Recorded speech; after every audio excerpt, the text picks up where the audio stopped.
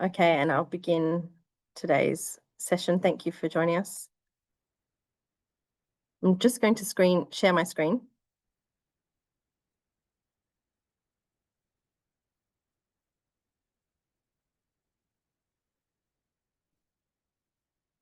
So welcome to the discussion on the Long Game Energy Storage Challenge from the Western Australian GreenTech Hub.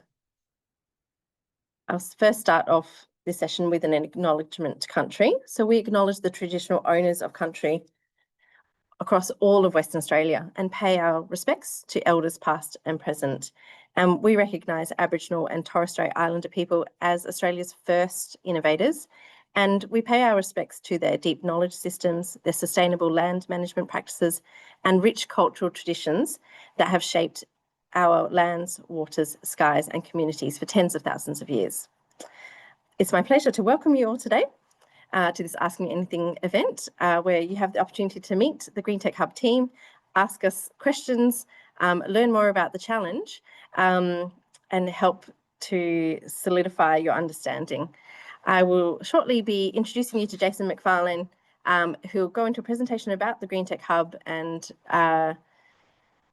what its role is, and also he'll introduce you into a lot of detail into the Long Game Challenge. And finally, we'll end with an opportunity to do a Q&A. So everybody will have a chance to have their questions answered, but do keep track of questions you have.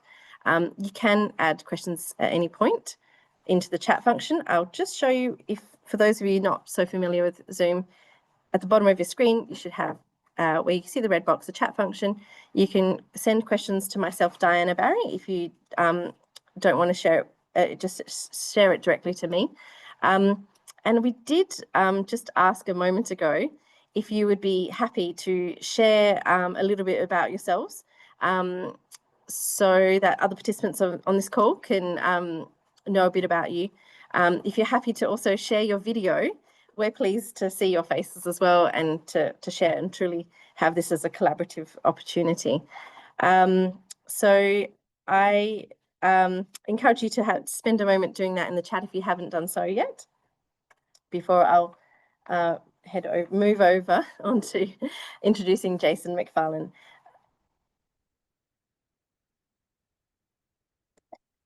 Oh, thank you for showing your screen. I can see some people there.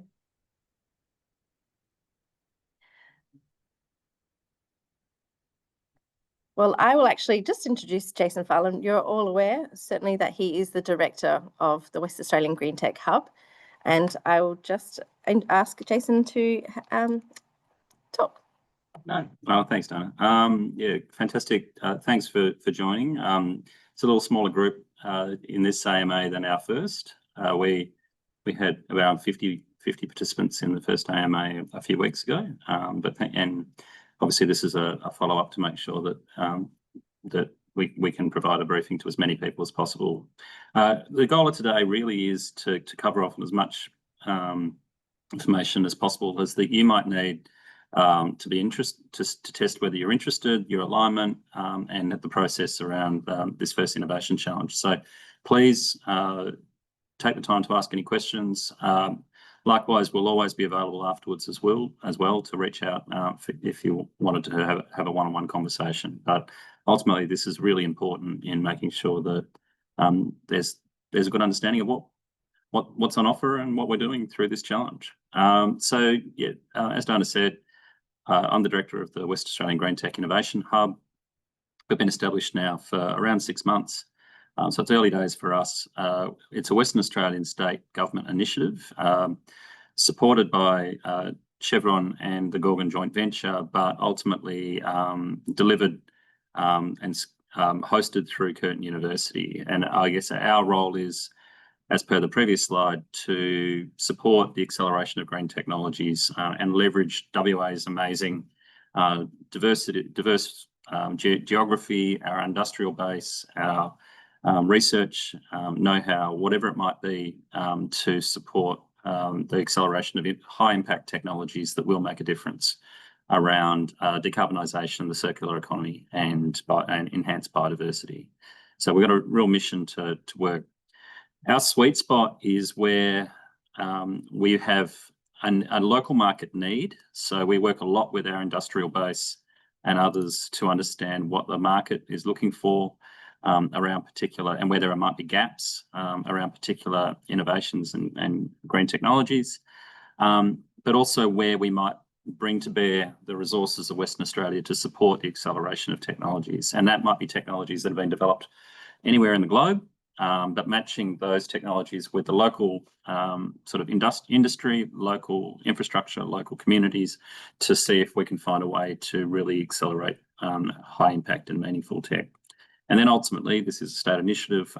We're looking for tech and partners who are wanting to get involved in Western Australia, looking to potentially invest, looking for capacity to manufacture, whatever it might be, that might support the local industry diversification agenda of the state government as well.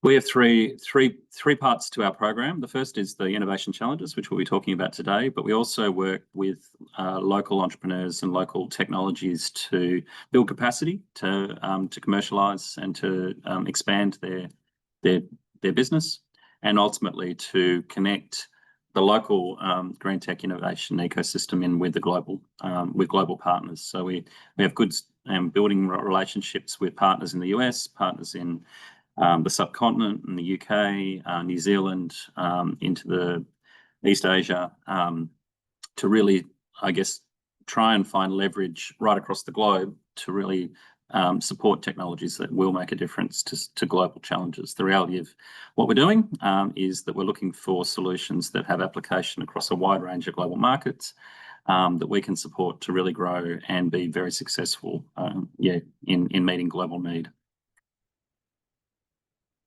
So this first innovation challenge came about actually before I started with the hub, but with industry engagement across Western Australia, with a wide range of stakeholders who were really asked, what are the pressing challenges operationally for you in the coming sort of few years? And long duration energy storage came up in a wide range of contexts as being a pressing issue where there wasn't an immediate market-ready solution that would potentially meet the needs of industry. So, and I'll talk about those use cases in a minute, but really what this hub's about is to match innovations and innovators with those market participants who are looking for solutions and are really actively pursuing solutions to meet long duration energy storage needs within their particular context. And ultimately, with technologies that have been verified as being the high interest technologies by industry and government and subject matter experts, working with those sort of technologies to champion them and almost one-on-one curate a program of support that examines how we might be able to link customers, infrastructure, researchers, whoever it might be that is needed to be within the ecosystem to support the acceleration of that tech within Western Australia. So we sit as sort of a benevolent third party between industry, government, policy, and research and capital. And what we can do is, and what we're seeking to do is stitch together a program to support the high potential technologies to be commercialised and deployed within the West Australian market. So for those who maybe and I see that Alden, you're ringing in from the US. Appreciate the time difference there. Thanks a lot for taking the time. I do a lot with the US, so I do the other side of the calls, and likewise with Will from Victoria. Just some of the context here. Obviously, as a state, we are an enormous landmass that has a very significant I guess, and diverse community base and industrial base across a wide range of contexts. So the state's made a commitment to net zero, like a lot of other jurisdictions, and is seen as a leader within Western Australia, particularly in the decarbonisation of the energy grid, and in particular in finding solutions for deployment of low carbon solutions in microgrids and in diverse settings. We have what's called the SWIS, the Southwest Integrated System, which covers around 260,000 square kilometres, with an enormous amount of transmission and distribution across the state, the lower sort of southwest of the state. This is essentially, from what I understand, one of the world's largest isolated grids, and it sits by itself and essentially powers quite an enormous economy, and across a large landmass across the southwest of WA. We also have the Pilbara integrated system in the northwest of WA, which essentially powers and underpins the mining infrastructure in the northwest of the state as well. We have one of the highest penetration rates of rooftop solar in the world. 40% of houses within the Swiss have rooftop solar, 2 gigawatts installed, but with it anticipated to increase to 6.5 gigawatts by 2033-34. There's a state and federal incentive. There are state and federal incentives around home battery systems at the moment. So we're anticipating a large uptake of storage, which will then also feed back into generation, the ability to take on more generation. But ultimately, there's a real challenge within the networks, both within the Swiss, but also within the region's regional microgrids, as to how to essentially absorb the enormous renewable capacity that sits within the state's roofs, essentially. Horizon Power is our regional network operator. It runs 38 power systems, including 34 microgrids, servicing some of the most isolated communities in the world. It has a portfolio that exists right across the state in a wide range of topics, from tropical right through to temperate and arid settings, and of varying scales, and really interesting kind of business that needs a wide range of storage solutions to support networks with varying characteristics. We've also got, I guess, the beginnings of major battery deployment in and energy storage deployment in a number of different contexts. Just in recent times, we've had a large 560 megawatt battery deployed into the southwest of Western Australia. We've also got thermal storage solutions being deployed into different settings. So yeah, there is an emerging, I guess, understanding of the need for long duration storage and different storage solutions, and the state government and the state government-owned enterprises are dipping their toe into this space, but also actively looking for alternative solutions in different contexts. We are an industrial economy, and we're largely a raw commodity export economy, which means that we operate in a wide range of remote settings, mines and industrial supply chains that are servicing and essentially looking for very low marginal cost solutions for the export of raw commodities, including iron ore, gold, rare earths, and agricultural products. So there is a large industrial base here. We have some very large industry and industry players in oil and gas and energy, mining, and particularly in iron ore, but also in an emerging market around rare earths that really is looking again to invest in and really starting to understand the needs to deal with Scope 2 and Scope 3 emissions as part of their competitive and comparative advantages into the future. And I guess I've said it already, but there's a general recognition across the state long duration energy storage is critical as a critical part of the decarbonisation of energy in the varying contexts of the state. And really, it's the missing piece. We've got a real capacity for energy generation, and we've got a real capacity potentially with varying emerging sort of, I guess, offtake opportunities to take on the energy, but it's ultimately about providing a storage solution that means that we can kind of, I guess, balance demand and supply in a more meaningful manner. To the next one.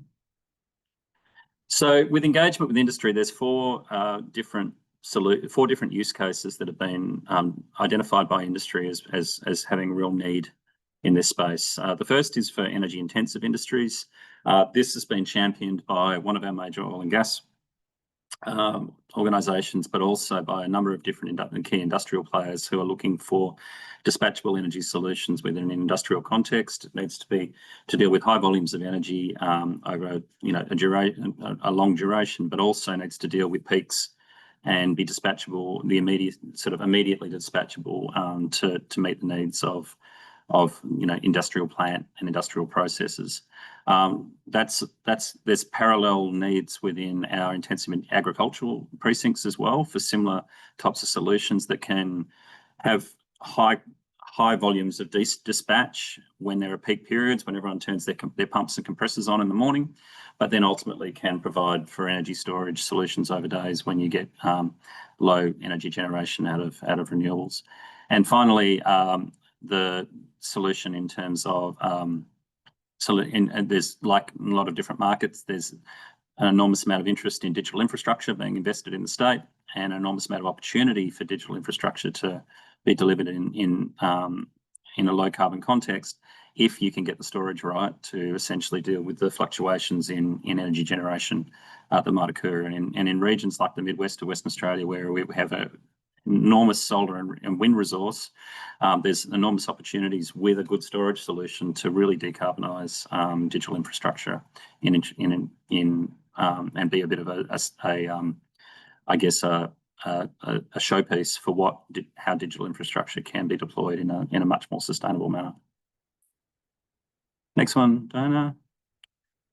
Remote and regional microgrids right across the state. As I said, we have a large number of microgrids operating in public and private hands. There's a lot of microgrids that are happening on mine sites and in remote settings, as well as remote and regional communities. They all have a need for long duration energy storage. In many cases, they're need to be dealing with extreme weather events and need to be able to operate efficiently at up to 50 degrees and plus 50 degrees in terms of extreme temperatures. There's often a sensitivity towards fire risk in these contexts, and so management of exothermic reactions is really very important. The typical challenge or typical sort of go-to solution in these sorts of contexts is diesel and cogen, and so they're looking for solutions that are competitive and potentially stabilise the kind of volatility that some of these communities experience when prices go through the roof in regard to diesel price or gas prices. And yeah, ultimately these need to be pretty much plug and play solutions as well in many contexts. There's not going to be the capability to have large operating teams happening in the middle of operating in the middle of the desert.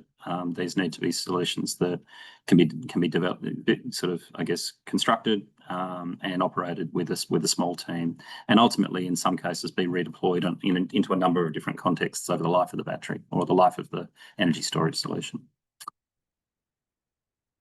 Next one. Digital enablers. So a big bit of feedback from nearly all industry players is the economics, the challenge around the economics of batteries, and recognising that batteries by themselves often we're not just investing in a battery, we're investing in a network solution or a supply solution.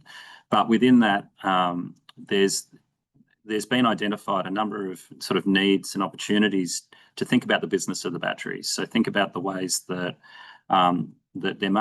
maybe digital infrastructure or digital solutions can essentially facilitate different risk sharing and cost mitigation arrangements, different peak pricing signals, different ways of dealing with community ownership and patient capital, whatever it might be that actually might underpin an alternative business model for the battery. We're not a think tank. This isn't about policy solutions that are needed through government or others. This is about actual digital solutions and products that might wrap around a battery system that can actually allow for different business models and unlock different economics for that particular solution. So we're very interested in anyone who's got those sorts of innovations. Great. In regard to, I guess, the stakeholders and giving you a sort of sense of who's been involved in this challenge to date, we've had a wide range of interested parties that have really sort of, I guess, engaged in the topic. These are the diversity of groups. We've got a number of different engineering majors. We've got ultimately a wide range of industry champions. We have a number of funders who are very keen to look at the solutions that might come through the program. And what's not on here as well is we've got a number of different international partners who are also keen to potentially look at solutions that might be developed here that could be expanded and introduced into different markets as well. So, yeah, there's a real opportunity within this program to get your technology in front of some really interesting eyes and at a very senior level.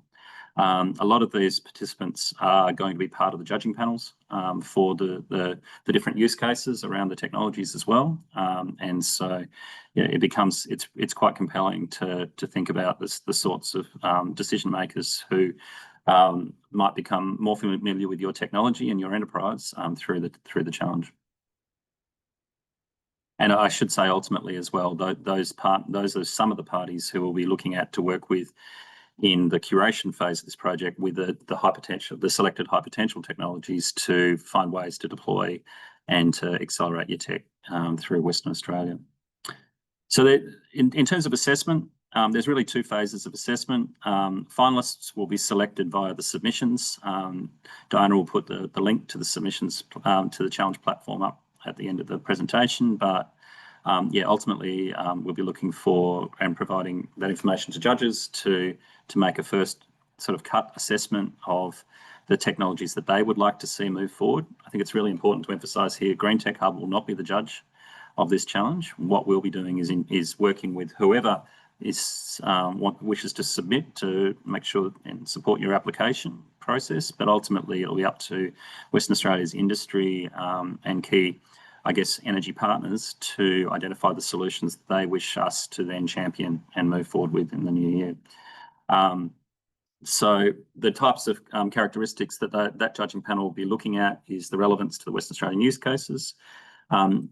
What is the innovation that's being offered and is being sort of put forward? Is this something that is essentially a mature market solution that's just looking for a different channel, or is this something that actually does have a really innovative new technology that needs to be supported and accelerated? What is the technical viability and deployment readiness of the solution? It doesn't mean that we're not interested in early stage innovations. We really are sort of thinking about and looking for technologies really from TRL 3 through to about 7, 8-ish. But ultimately, I guess for early stage technologies, what we want to see is that there's a real potential for a rapid adoption curve within those technologies. And I do believe in a lot of cases, the earlier stage ones have the potential to really accelerate and overtake later stage technologies if they have the right characteristics. Team capability and execution is obviously always a question that investors and industry players want to ask. What is the deep level of know-how that sits within your enterprise? And ultimately, what's the scalability, integration, and export potential of the technology? It's great that it solves a problem in this context, but if we were to help and support this, how might it grow and how might it be applicable to a range of different contexts? Within the second phase, we'll be running a pitch event which will be in person, but also virtually for those who maybe can't make it to Western Australia in December. That one as part of WestTech Fest, which is a large technology and innovation festival that happens in December in Perth. The pitch event will dig more deeply into kind of the business characteristics and the technical characteristics of the technologies with a shorter list of finalists. So that's an opportunity for judges to really ask and examine more closely the tech, the team, and ultimately look for the solutions that they really want us to progress. In terms of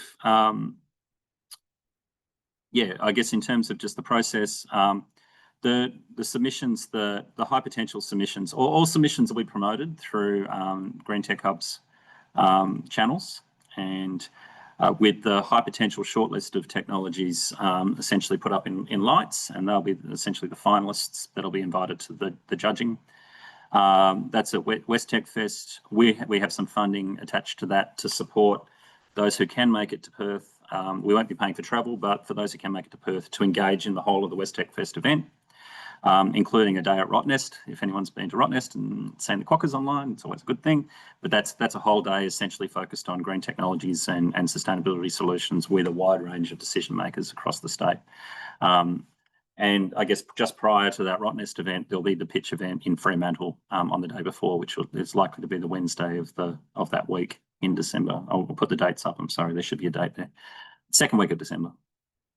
There'll also be some support dedicated prior to that event with GreenTech Hub to examine if there's opportunities to introduce you to various parties or be able to support you in some way to make that worth your while to participate in. And ultimately, there's a whole bunch of kind of promotion materials and things that that I guess will provide that essentially communicate the endorsement and the success of the technology in making that final. And then ultimately, the groundbreakers are those who are chosen to progress beyond.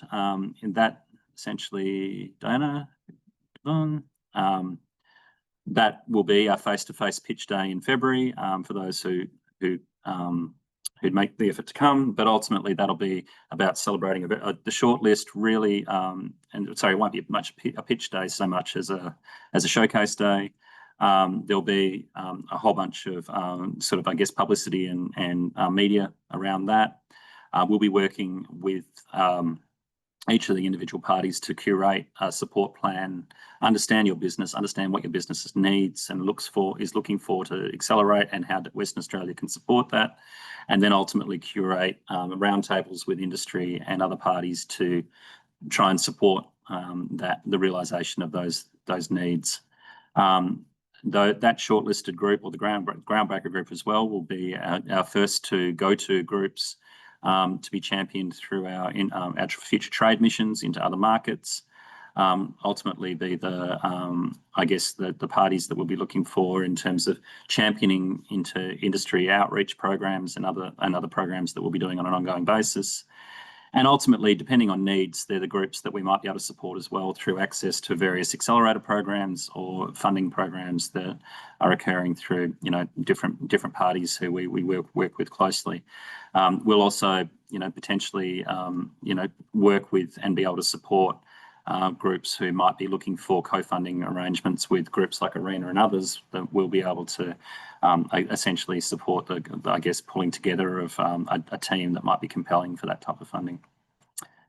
And ultimately, it's going to be about a curated approach to support. So ultimately, in terms of the leverage that a program like this isn't a program where you get a large check and we walk away from working with you. This is about supporting you on an ongoing basis.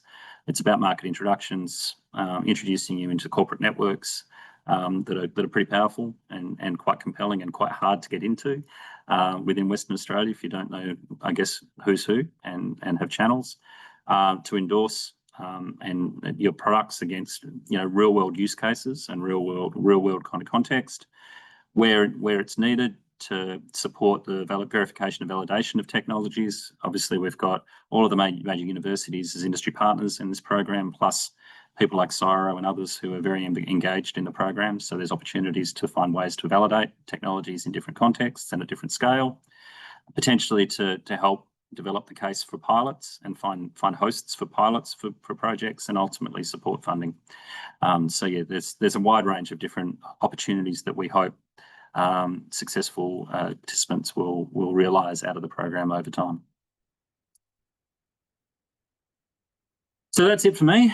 As I say, our job is to support you in putting forward the best possible submission and support you in your, I guess, in your work. So please fire away with any questions now, but also if you did want to have a yarn at any point.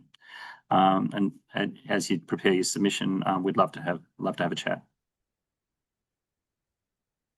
I'm just checking to see whether we've got any questions. I don't have any directed towards myself, but I'll give everybody some time to to write a question, you can direct it just to me. Yeah. Or just unmute. I mean, we've only got a small group today, so if you do want to just unmute and ask a question, fire away. I'm asking to unmute everybody. Okay. People can unmute themselves if they jump in. They should be able to. Yep. Yeah, unmute themselves if they have a question. Something that just springs to my mind, Jason, is in some of the past discussions, we've had some queries about intellectual property and how that works when sharing a solution on the platform. Do you want to talk a little bit about that? I mean, with these sorts of challenges particularly at the submission phase, we're not going to be, I guess, going through the path of NDAs and trying to lock down IP. What we would say within the first phase of the submission process is don't share anything that you're not comfortable with. What you will see not comfortable in sharing, what you will see within the submission platform is there's the ability to provide public and private answers. So some of the answers will only be shared with the judges, and I guess the more general answers will be put forward on the platform to encourage kind of cross collaboration. So again, I think you share only what you're willing to share. Once you get into the one-on-one judging with the judges, you might wish to share more information in that setting. And certainly once you start to get into arrangements with individual parties, that's when we would absolutely encourage you to be careful and manage your IP. But within this first phase, I would say keep it to what you're willing to share. That's probably enough for that. I'm just sharing the link to the challenge into the chat section. Jason, would you suggest that people log in as a first step and check it out? We already have a couple of submissions in there before they put in their actual final submission. Absolutely. And I guess the idea of those challenges is there's a little bit of open innovation opportunities in this as well. That you may be a service provider, or you may be someone who sort of sits maybe peripheral to one of these use cases, but could add a lot of value to a submitter. And so what we're encouraging through this process as well is to reach out and seek ways to work together to develop more fulsome solutions that are really compelling. So we've certainly seen in other innovation challenges that have used this similar approach, that the ultimate success and the high impact challenges that have come out of this is when 2 or 3 applicants actually come together and they've all got pieces of the solution, but maybe don't have the fulsome solution. And it's when they actually come together that there's an opportunity to essentially kind of complete and make a more complete sort of submission to the criteria that's been put forward. Yes, I'll just mention that. Oh yes, hello. I'm sorry. Hi, my name's Alden Weaver, representing Polar Defense, and we are kind of a peripheral use case as well. So my question would be, since we're involved more in DAC technology, CCUS instead of long duration energy storage, what the best way to participate in the challenges and approach relevant partnerships would be. Thank you. Oh, thanks, Alden. I mean, I guess certainly, I mean, maybe it'd be good to have a chat and understand a little bit more what you do one-on-one, but ultimately, I think there's a number of different kind of, I guess, applications that are continuing to kind of come into the challenge from the industry champion side. So if you do think that you've got an adjacent solution, it would be worth us at least being able to sort of see what you're doing and thinking about. As well, I do, as again, these solutions don't exist in isolation. At the end of the day, if they are going to be deployed, they need to be deployed within a more fulsome, I guess, network solution. In a lot of cases, we're seeing at the moment there's a procurement for an energy solution for the SKA radio telescope, which is an enormous radio telescope array. It's a global project that Western Australia is a host to one of the major pieces of infrastructure. It's an incredible, world-leading global project. The antennas, which look like little wire Christmas trees, are being deployed in the Murchison, which is in the midwest of Western Australia. and they need a particular type of energy solution to essentially support what is going to be a massive amount of data that's going to be generated from that asset, and also potentially support a range of peripheral needs, like supporting the local remote Aboriginal community that operates just down the road from the site as well. And it needs to happen with very, very little or no radio frequency disruptions. So really interesting use case. Now that one, they're not looking for a storage solution, they're looking for a network solution, which would ultimately include a storage solution. So it's about sort of thinking about how we might, through this challenge as well, support and introduce new technologies into potential consortia that might be competitive in going for those sorts of groups. So I'm not sure if that's applicable to yourself, but it's those sorts of opportunities I think that come through us regularly, that we're very keen to understand who's out there doing what and how they might work with local partners and others to essentially realise an opportunity. Great, thank you so much. Thank you. Thank you for your question.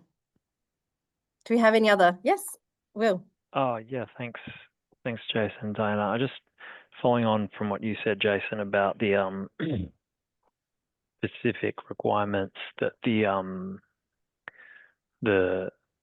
the telescope industry partner has made known to you.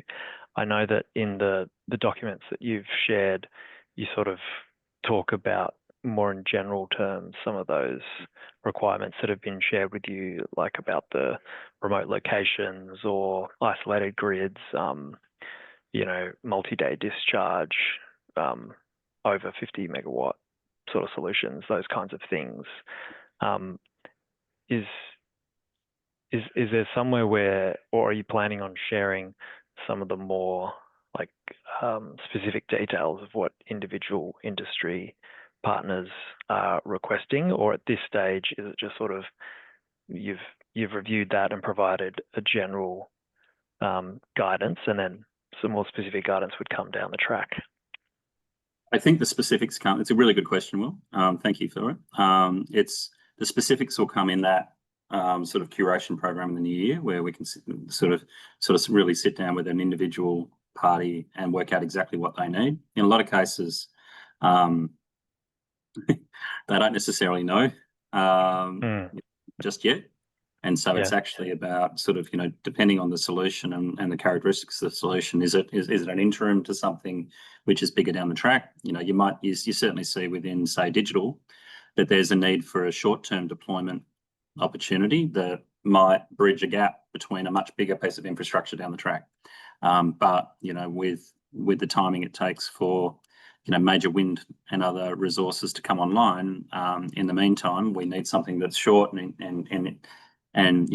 is a bridging piece of infrastructure towards a larger sort of integrated solution that might be a decade away. So I think to a certain extent, some of it's going to be about like almost brainstorming and co-designing and code sort of developing with different proponents. And an example of that, which I can talk about, is a piece of digital infrastructure in Perth, which is I guess the Pawsey supercomputer, which is the large supercomputer, which will actually end up processing the information coming out of the SKA radio telescope. As their computing needs are going to go, their computing energy needs go through the roof in the next sort of 5 to 10 years. This is all public, because they're taking on the supercomputing requirements of the telescope, and the distribution network's just not going to keep up.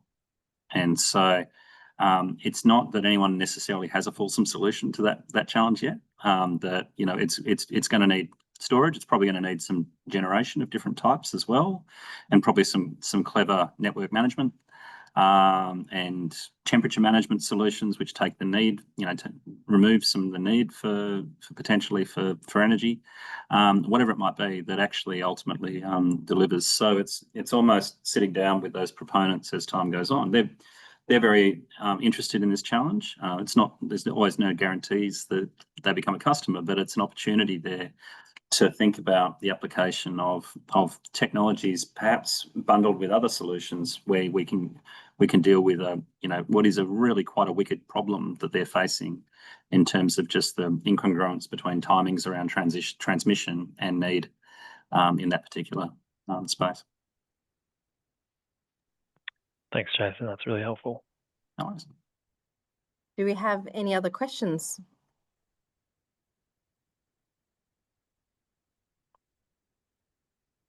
Well, I will just remind people that we will be sending a recording of this and the slide deck, so you'll have the information captured for you. I'm just going to quickly share my screen again so that I can show you the ways to contact us. So we encourage you to, if you haven't been on the challenge site yet, to go on there and register and have a look around. We also have a quarterly e-newsletter that comes out. Also, following us on LinkedIn is the top way to get the most latest and up-to-date information. Our website is greentechwa.com, and you're also welcome to email or give us a ring as you're thinking about making a submission. We're always happy to have a discussion with you. Our last opportunity for anyone to have any last questions. I think that's okay. And Jason, do you want to add anything before we sign off for today? Thank you, everyone, for your participation. It was a really great discussion. If there's something that comes to you after this call, do email us. And Jason? Yeah, look, and stay in touch. I mean, if this isn't for you for whatever reason, we'd still love to know what you're up to. And at the end of the day, we're very, very interested in having the largest impact we can against these global challenges. So if there's a way that we can support you, please reach out, let us know what you're up to and where there might be a need, and let's see if we can do something. Thank you so much. And we'll also be sending a little e-survey for you to rate your experience with this call, as we do want feedback for improvement. Thank you so much, everyone. We'll let you go for today, and very excited to have you interested in this challenge. So thank you once again. Thanks so much, everyone. Thank you. Bye. Bye.